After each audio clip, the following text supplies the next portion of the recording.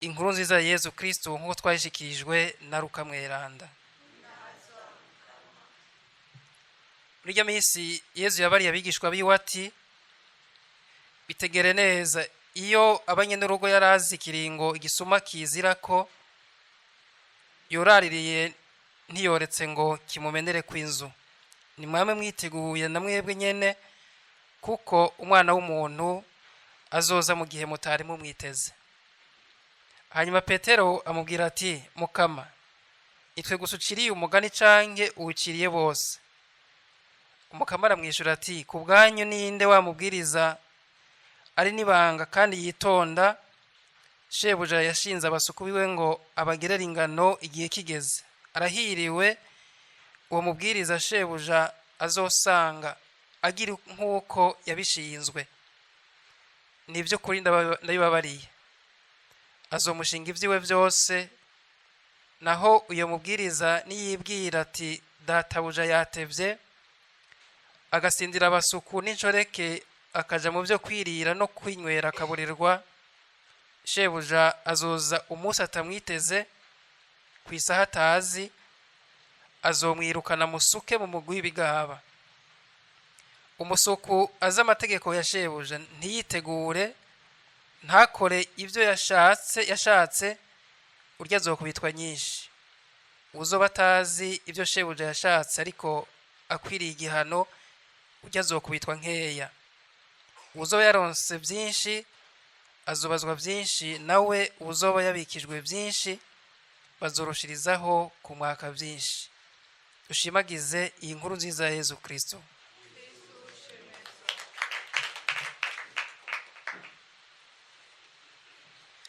Bavukanye mu gisomwa ca mbere, Pawulo Mweranda tubwira ingene yatorewe guhishura amabanga y'Imana. Ivyo yabishikirije abanyefezi, kandi na twebwe uyu munsi dukoraniye ngaha muri nkuka nyiranda ya misa arabidushikiriza. Imbere yaho mbere yari yabanje kubibutsa ingene Imana yabakijije uhereye ku Bayahudi, hanyuma abapagani, atakiguzi batanze, ikabakiza kubera urukundo rwayo. Kubera ko benshi mu Bayahudi bari babatijwe bagakurikira Yezu Kristo, bagomba kuguma bihambirira kwibwirizwa rya Musa. Kwihambira kwibwirizwa rya Musa no kuba barabatijwe bakaba abakristo, ivyo ntivyari guhura. Nico gituma Pawulo Mweranda mwikete yandikira abanyefezi mbere n'abagarati aguma agaruka ko batobandanya bihambira kwibwirizwa rya Musa, ko baronse urukiza muri Yezu Kristo.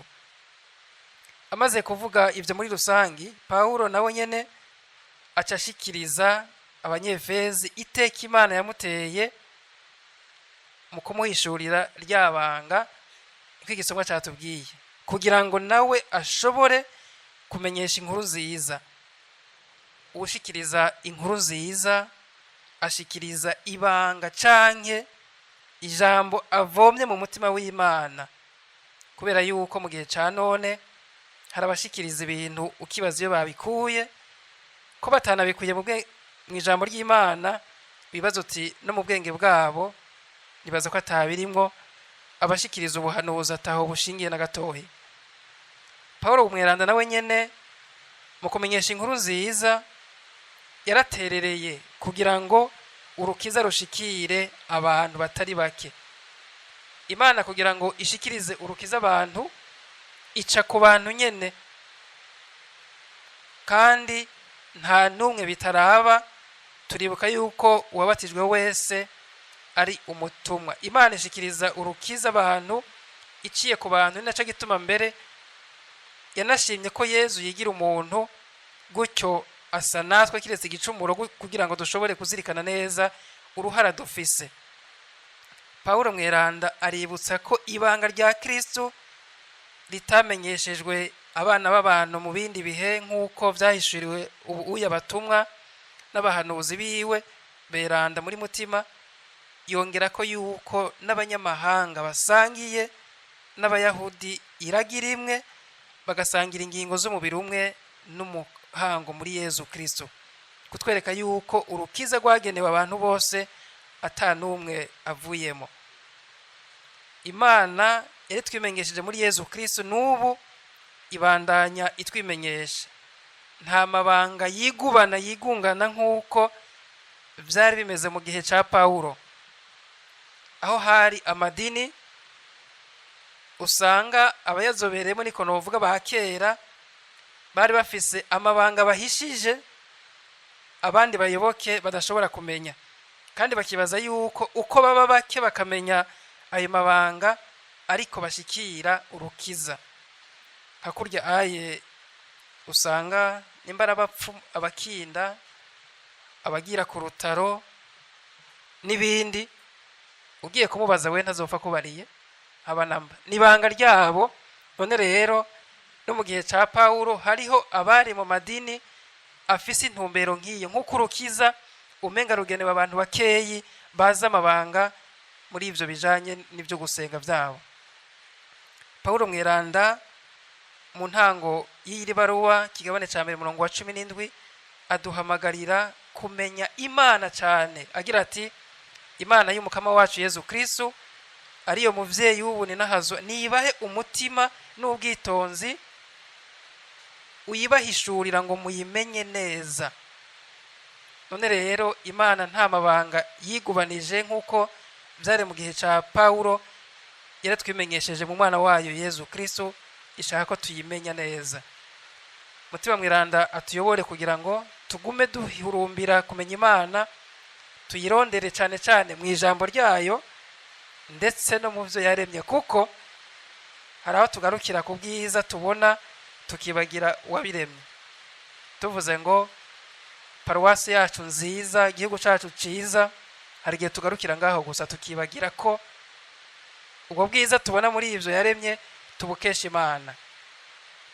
Mu nkuru nziza twashikirijwe na Luka kigabane ca 12 umurongo wa 35 gushika 48 tuhasanga imigani Yezu aca iduhamagarira kwama tugavye, nkuko nabivuze mu ntango y'imisa. Ejo hahise twazirikanye ubuhirwe bw'abasuku bama bagavye. Shebuja aje agasanga bagiteramye akabahera. Abahera gute? Inkuru nziza yatubwiye ngo azozikenyera abavyagize ku ndava, abaheture abagaburira, kuvuga ko ibikorwa bizoba byahindutse. Mu bisanzwe umusuku niwe asukurira shebuja, mugabo ico gihe ngo bizoba byahindutse, shebuja niwe azozikenyera agahetura abagaburira. Nibitwereka ko impera y'ijuru Imana irikira dutegurira. Ico gihe turakora, ariko ico gihe niyizotunezereza. Yezu rero agacabwira abigishwa biwe ko nabo nyene bategerezwa kwama biteguye, kuko umwana w'umuntu azoza ku isaha batiteze. Agaca yongeramwo n'uyu mugani twumvise, ungine mu ingereranyo y'ingene Yezu azoza, umwana w'umuntu azoza, igereranywa n'igihe igisuma kije. Petero muri ya kamere yiwe y'umubiri atararonka umutima mweranda, haraho yabaze ibibazo ukamenga siho yarari canke avuye mu itiro. Yabajije ngo Mukama, nitwebwe gusa uciriye uyu mugani canke uciriye bose? Ariko yari kawucira abigishwa biwe. Yezu amwishuye akoresheje uwundi mugani w'umubwiriza w'umwizigirwa kandi w'inkerebutsi. Shebuja yashinze abasuku biwe ngo aze abagerere ingano, abagerera ingano ku gihe. Agarutse agasanga uyo mubwiriza bigira nk'uko yabimutegetse. Ubwa mbere twumvise yuko ahiriwe, iyindi mpera nuko ngo azomushinga ivyiwe byose. Ariko niyibwira ko shebuja atevye agatangura kwigenza nabi mu gusindira abasuku n'inshoreke, akaja mu byo kurya no kunywa, akaboregwa, igihano kirahari. Twumvise ngo azomwirukana mushire hamwe n'ibihemo. Uyu mugani utwigisha kwama tugavye. Tugire Kristo. Utwigisha kwama tugavye, nta bindi biharuro birimwo. None two kwama tugavye gute? Mu kuzirikana ijambo ry'Imana nashimye ko dufatira ku bintu bitatu.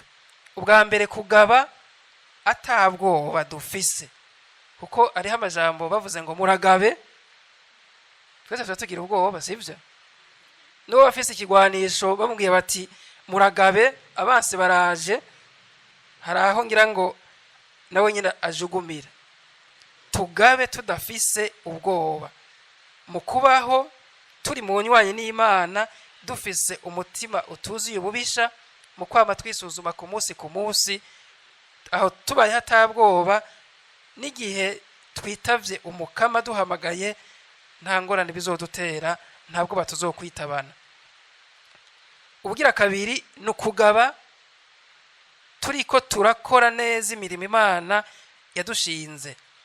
Si ukugaba tuguma turaba imbere n'inyuma, iburyo n'ibubamfu, abanamba.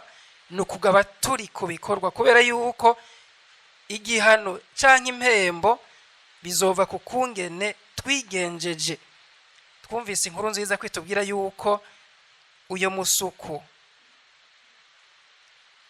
shebuja niyagaruka agasanga igikorwa yamushinze cyo kugerera ingano bene wabo, nihazomushimira. Kugerera ingano ni ukuvuga gukorera abandi mu butumwa Imana yadushinze.